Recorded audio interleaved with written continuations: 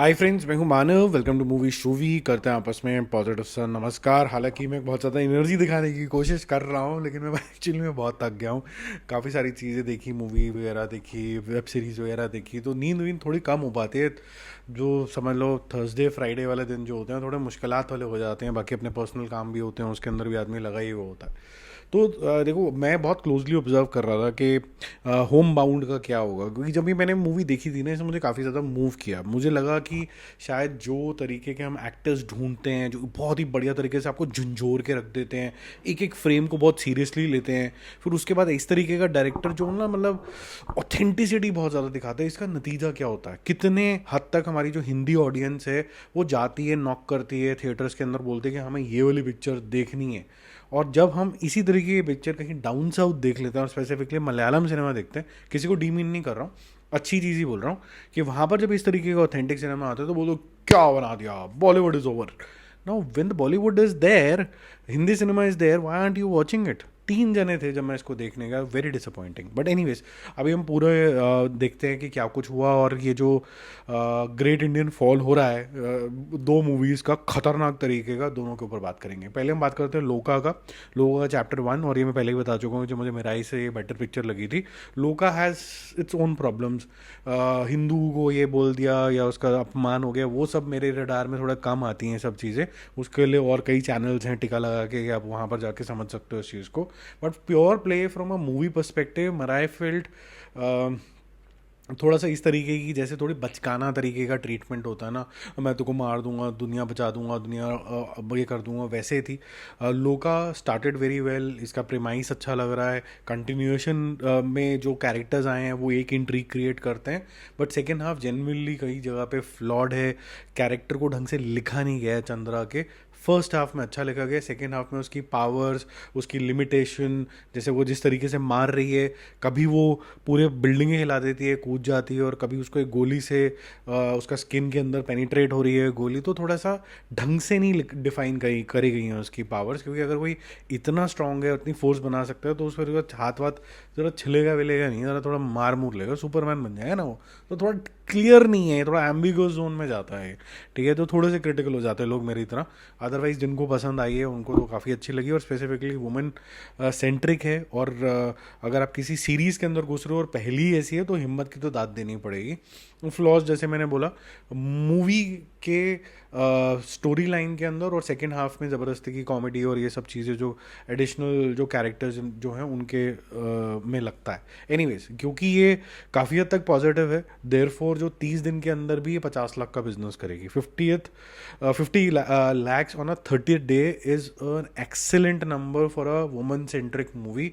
और मैं चाहूँगा कि सैटरडे संडे में इसका और अच्छा जंप आए, ताकि ये 300 क्रॉस कर पाए। अभी ये पहुँच गई है 143 करोड़ में, आज के 50 लाख में लाके, and 284 crore rupees world wide level पे। तो टच हो जाए तो अच्छी बात है, लेकिन थोड़ा स्लो डाउन अभी दिख रहा है। तो यही होप है, क्योंकि मलयालम सिनेमा की कोई बहुत बड़ी रिलीज़ नहीं है सैटरडे संडे के अंदर, तो लोग जाके इसको देखें।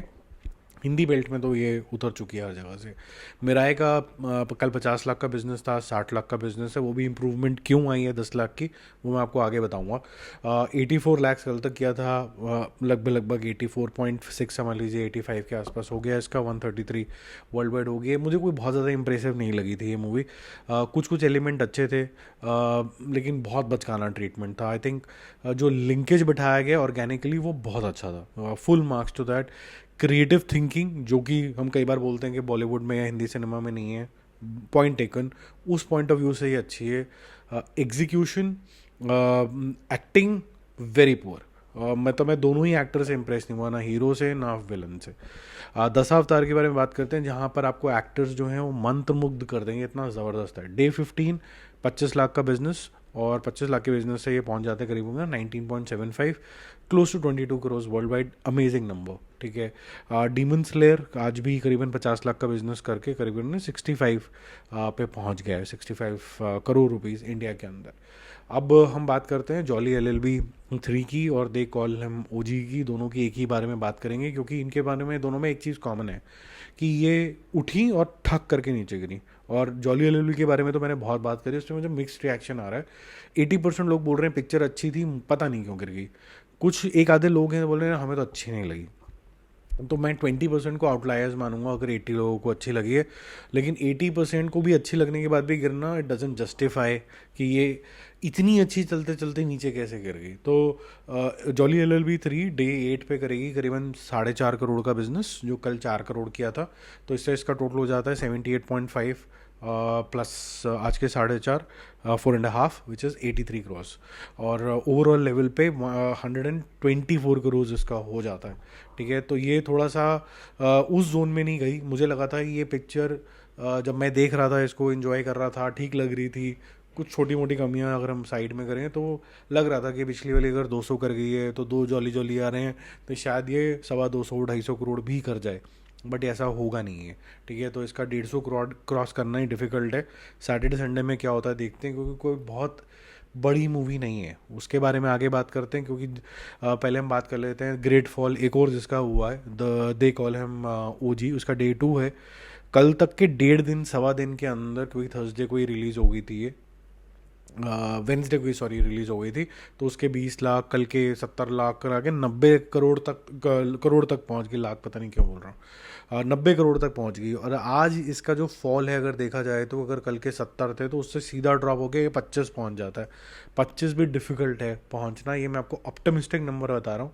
रियलिस्टिकली स्पीकिंग ये 23 पे रुक जाएगी, तो काफ़ी मैसिव फॉल है। तो जो फैंस हैं वो शायद पवन कल्याण साहब को देखेंगे। और बहुत से लोगों ने आके कमेंट किया हम तो पवन कल्याण के फैंस हैं, हमें तो रिव्यू भी नहीं चाहिए। बात बिल्कुल पॉइंट टेकन। आपको मूवी अच्छी लग रही है, पवन जी अच्छे लग रहे हैं, जाके देखिए, आपके पैसे हैं, आप इन्जॉय कर रहे हैं। बट अगर हम मूवी की बात करें, स्क्रीन प्ले की बात करें, एंटरटेनमेंट की बात करें, तो सिर्फ स्टाइल स्वैग कितना दिखेंगे यार। स्लो मोशन, वो आ रहा था, वो जा रहा था, मसीहा आ गया हमें बचा लेगा, उससे बच के रहो नहीं तो डस देगा, कितनी बार आखिर। तो वो ये बहुत ही टेम्पलेटेड लगती है। तो उस वजह से मेरे ख्याल से जो नॉर्मल पब्लिक है उसने साथ छोड़ दिया। तो उसने सिर्फ 25 करोड़ रुपए का बिजनेस किया। इसमें भी बहुत सारे फैंस जो हैं सम्मिलित हैं। सैटरडे संडे में देखते हैं इसका क्या है। मंडे से काफ़ी ढंग से लेवल पे ये गिरेगी। ठीक है, तो कल के 90 करोड़ प्लस 25 करोड़ जो है 115 करोड़ हो जाते हैं। वर्ल्ड लेवल पे जो रिपोर्टेड नंबर है कल कल का ही 150 करोड़ है। तो टेक्निकली स्पीकिंग ये आज 200 करोड़ भी क्रॉस कर गया होगा 2 दिन के अंदर, 2.5 करोड़ के अंदर। इससे क्या स्टारडम दिखता है, इससे क्या बॉलीवुड हाई हाई हो जाता है? The answer is complete no. और ये मैं बहुत बारी समझा चुका हूँ। सस्ती टिकटें, एक अजीब सा कल्चर कि हमें पिक्चर देखना हमारा रिचुअल सा है, वर्सेस नॉर्थ बेल्ट। जब तक कोई ढंग की पिक्चर आएगी नहीं या फिर कोई बहुत ज़्यादा शोर नहीं हो गया, खतरनाक PR नहीं होगी, तब तक वो हिलते ही नहीं अपने घर से। उनको अपना OTT का कंटेंट देख के खुश हैं, ऐसा ही दिख रहा है। क्योंकि हाउ होम बाउंड जो कि एक ऑस्कर लेवल की जेन्युइन पिक्चर है और इंडिया की ऑफिशियल एंट्री भी है, जहाँ पर आपको हर चीज़, screenplay, direction, acting, realism सब फैंटास्टिक दिखेगा, वो बिजनेस करती है 75 लैक्स का। तो आप क्या बोलोगे कि क्या सिनेमा सिनेमा हम करते रहते हैं कि एक they college all call him OG आएगा, OG करेगा, ये सब होगा, वो आएगा मसीहा। नॉट टू डीम इन पवन जी, उनको तो जो स्क्रिप्ट मिलेगी वो वही करेंगे। आई एम जस्ट सेइंग कि मासी मासी मासी, if that is the right term, कि मासी मासी मासी हम करते रहेंगे। और जो ढंग का सिनेमा जब आएगा तो हम उसको पूछेंगे भी नहीं। Very sad situation. दोनों लड़कों का आप काम देखोगे मज़ा आ जाएगा। In fact Janhvi Kapoor will also will be a pleasant surprise for you, क्योंकि अच्छा काम किया उसने भी। ठीक है, एनीवेज आज का एपिसोड यहीं पर ख़त्म करते हैं। आपके कुछ विचारधारा है इनमें से किसी भी और मूवी के तो ज़रूर बताना। सैटरडे संडे में और ये कंटिन्यू कर लेंगे थोड़ा सा लिस्ट, उसके बाद मंडे से तो ये पूरी खाली होने वाली है। मैं जॉली LLB कवर करूँगा और अगर they call him OG Monday तक कर लेंगे। चलो, Homebound for emotional reasons, because I would really want this movie to reach out to maximum people. इसको मैं पूरा एक हफ्ता कवर करूँगा, हालांकि ये ऐसे ही चला तो 5-6 दिन में उतर जाएगी ये। ठीक है, वो सैड होगा ऐसे सिनेमा के लिए। बाकी जल्दी मिलते हैं और रिव्यूज़ और अपडेट्स के साथ। Stay connected, bye bye.